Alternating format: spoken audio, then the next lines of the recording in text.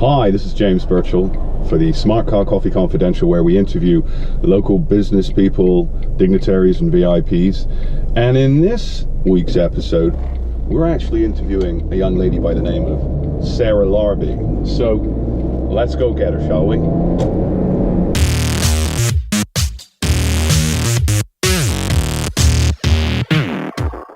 Well, I've just pulled up outside Artisanos, which is where I'm meeting Sarah today. And it looks to me like, oh yeah, there she is. So we're gonna go grab a coffee and I'll be right back.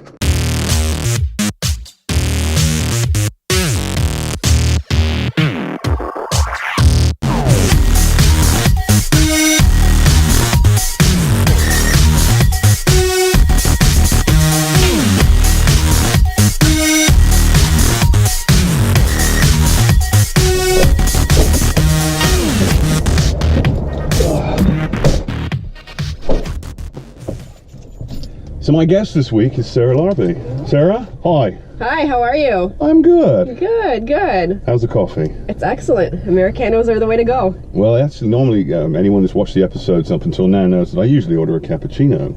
So I went with an Americano because I've already had like half a gallon of coffee this morning and I do have to drive, so. We want to stay safe. We do. Yes.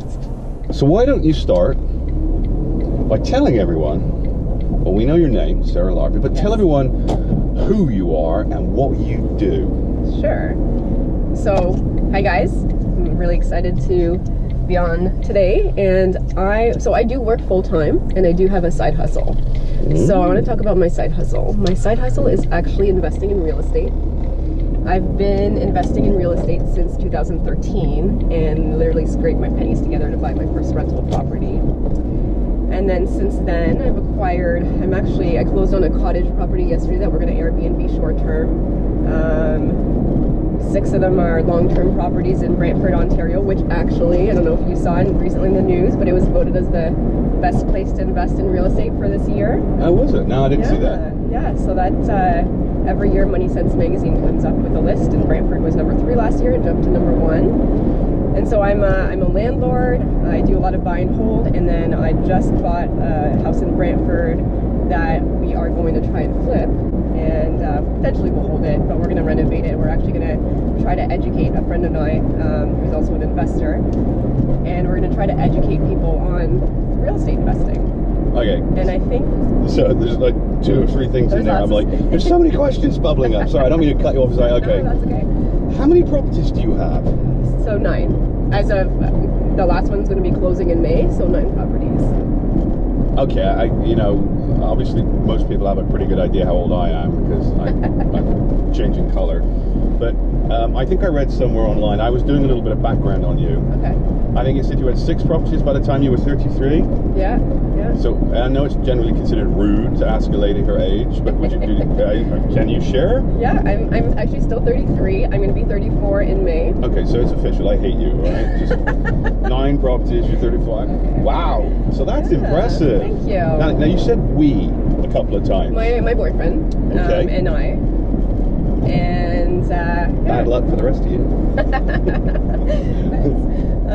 We've been together 12 years, and yeah.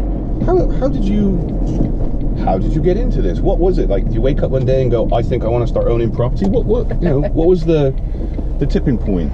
Yeah, so I remember going to the bank, TD Bank, and sitting down with the person that was there. She was a financial advisor, and she was asking, what are your assets and what are your liabilities? And I was really embarrassed because I had been working for, a couple of years already and really didn't have anything to show for it. So I ended up actually going home that evening and Googling how I'm going to get rich one day and how to build wealth, and just real estate just kept coming up as the one thing, or the one way that I would say 90% of millionaires do so with real estate. And so I put my mind to it, started saving, bought a little tiny house in Brantford, a little bungalow, and it was $129,000 back in 2013. Literally was like all the savings we had, and just snowballed from there. And I remember going to a networking event, and the person said, just buy a house a year for 10 years and you will be set. And for whatever reason, that's not my number today of what I need, but that's what I thought I needed. So I'm like, I just have to find a way to buy a house every single year. And so we made some sacrifices in the beginning. we really lived on very little to be able to do this. By the way, I have no idea where we are right now. I don't either. I'm like, I took a turn. It's like, oh, this looks pretty. When I was looking online, I noticed you had, was it something about a real estate investment trust group, or So REIT or So Right? Yeah. So what is that? So Right. It's actually, so I'm a big proponent of networking and going to networking events and learning from others. And me too. Yeah, you have one too, right? I have a few. Yeah. That's awesome. And so I got together with 2 other investors, and we said, why don't we start our own group? And let's just start it for the people that are around the Burlington area, and let's just give them value and create a community of like-minded individuals. Because a lot I talk to about real estate, friends from high school or friends from university or whatever it is, they'll look at you like you have, you're crazy.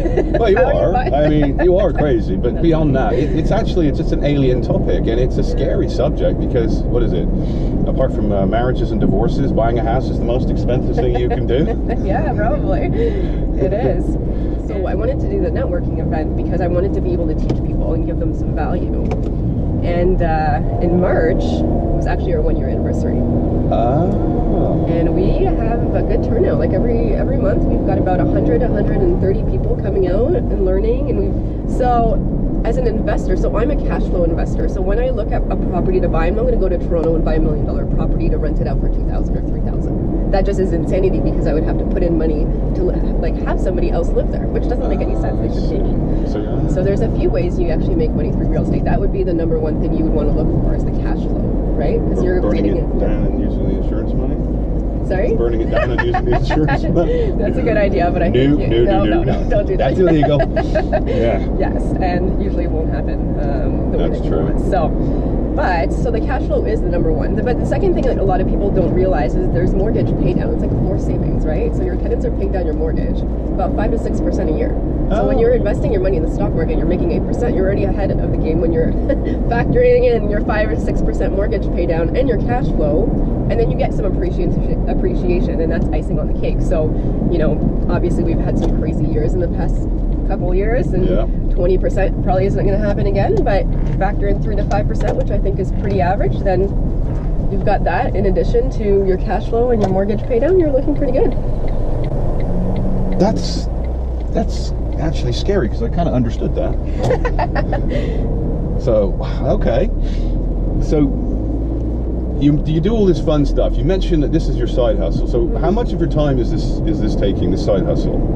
It's taking a while. Okay. So basically, I mean, every week or every month. Like what? How much? So I do a few other things. So I also have a podcast that takes time. So I would say, I'm big on productivity. So between 8 to 5:30 is my other job. I wake up at 5. 5 to 7, I'll read some articles. I'll educate myself. When I'm driving, I'll listen to some podcasts. So there's a lot of stuff that you can do, and it doesn't feel like extra work. What's the name of your podcast? It's called Where Should I Invest? And I interview real estate investors that have different strategies. Okay. Yeah. Do you work with, I know you said you have groups and things, but do you actually coach? Do you work with people one-on-one? I do. I will work with, so I have limited time. So it's going to be those few people that are really going to want to give it 100%. Yep.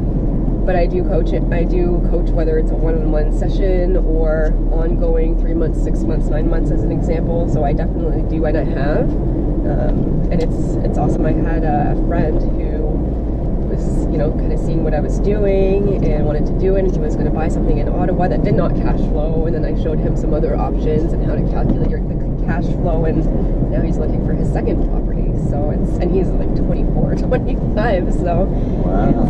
It's really motivating. I'll help everybody, but when there's people that are millennials and they're helping themselves get out of that rat race. True. And defining the odds and the perceptions that people think about millennials. But what do you do for fun? Well, I'm going to enjoy the cottage, but what I like to do for fun is just have friends over. We do barbecues. We have a nice glass of wine. I know we talked about wine a little earlier. I love going to wineries. I love traveling. Do you like cooking, or does your other half do the? My other half does the barbecue cooking stuff. Okay. Yeah, I am not a very, maybe I'm good. I just have no desire to do it. You know what? Here's the thing: is I don't watch TV.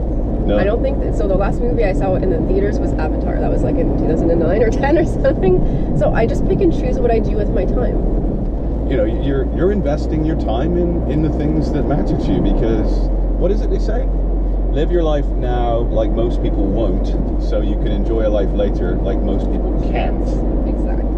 You got to make the early sacrifices. That's the biggest thing, right? True. And you can change your life one house at a time. Oh, that's a good one. Now, I heard that you do public speaking. I do, yeah.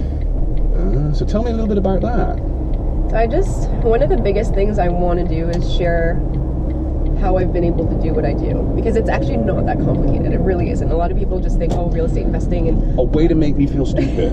It's not that difficult, and I'm going, oh crap, right? But it really isn't. And I think a lot of people try to bite off more than they can chew by doing these crazy flips or trying to think that they need to buy these multifamily properties. Like, just start with a little tiny small house and learn. Right. So why not share my story? So I spoke at the Investor Forum. It's a big annual investor event in Ontario this past March. Right. And I try to speak as often as I can. I've been invited to some other groups to speak, and I did some of my own meetup speaking in Toronto as well, just because I had a lot of people emailing me and asking how I did it. And I'm actually totally open with sharing my numbers, because I think, the more transparent you are, the easier people can see that it can make sense, and maybe it's not as complex and difficult as they think. I'm no different than somebody else, right? I mean, anyone can do this. They just need to be dedicated and motivated enough. And I think if you have those two things, you'll figure it out. Well, you just excluded 98% of the population. Dedication and motivation. Not happening. No. But, well, it's funny. You know what? You said dedication and motivation, and obviously I'm being a bit of a jerk. But because people are dedicated and motivated, but it's actually all about priorities. There needs to be a mix of different people, because if everybody was motivated and dedicated, I would have no deals, because we're all going to be competing for the same stuff. That's true. And I would not be where I am today, because I would just be an average of everyone else. Well, you've got one life, and I'm going to live mine on my terms. It's just a little bit of dedication in the beginning, and I'm going to be still young when I can say I am taking my time and I've got my freedom. And it's my life. I don't want to be 65 by the time I say, hey, I'm going to start enjoying my life. Why? I might as well learn as much as I can financially to get myself out of that rat race earlier, to be able to enjoy the one life I have. This idea of completely, putting your life on hold until you get to retire, I think that's dangerous. That's very dangerous territory. I think you should find ways to enjoy, your work, your play, and all of it now, because, without sounding, morose, there's absolutely no guarantee you're going to make it to 65. That's very true, yeah. And then the other thing I will add to that is, for real estate investing, my properties, like my actual management of my properties, takes me 2 hours a month. So let's go back over this. You've got meetup groups. You've got a website. I do. Yep. sarahlarbi.com. Do you want to spell that for people? Yeah. SARAHLARBI.com. So that actually has the So Right information on it. It has the coaching information on it. It has my podcast information on it. So basically, that's if you want people to learn more about you, or book you for speaking, or if they're interested in your groups and your knowledge and all the rest of it, that's really where you want them to go. sarahlarbi.com. Yeah, absolutely. That's Sarah with a silent H. Exactly. Okay. Well, Sarah, is there anything else you'd like to add? I just think that the side hustle thing is the way to go. Do not rely on your job. JOB stands for just over broke. Create your own income, right? Millionaires are created by having different sources of income. 2, 3, 4, 5. Start slowly. Do it on your 8 hours that you're not sleeping or you're not working. And I think you can change your life in just a matter of a few short years. Oh, you can. Oh, by the way, I didn't pay her to say that. That was good.